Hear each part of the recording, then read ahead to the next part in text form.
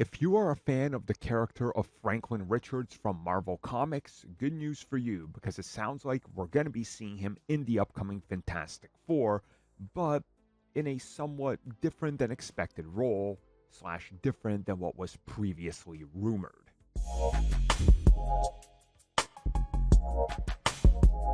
So, if you guys have been keeping up, according to reports, we were going to be getting Franklin and Valeria Richards in Fantastic Four, and most of the scoopers are still holding to that, but some of them are slowly starting to pivot and say things are going to play out differently. What we found out recently is that apparently Valeria Richards will be the older of the siblings, and that her role in the film is obviously not as big as previously mentioned by insiders, where they were saying that they could potentially be teenagers.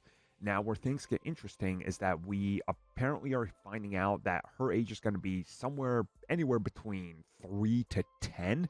So that's a pretty big gap there, considering all of everything, if you really want to get into the logistics. But then what happens with Franklin? Well, apparently Franklin Richards will be birthed in the film. And this is going to happen when the Fantastic Four are in space. And essentially, it sounds like that Sue will be pregnant with Franklin for the better part of the film. And then eventually, when they get to space, that's when he's birthed. We don't exactly know why they're doing it like this.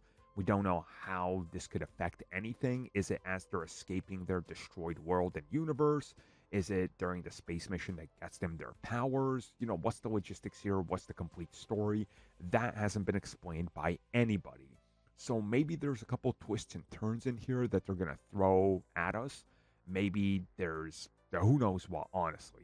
There could be anything. It could just also be insiders making things up because since things cooled off on the casting of Franklin, and it seems like there might never have been a Franklin casting at all. People just confused productions and casting calls with Marvel, that maybe they're trying to backwards into, well, here's the plan, but. So we'll see what happens.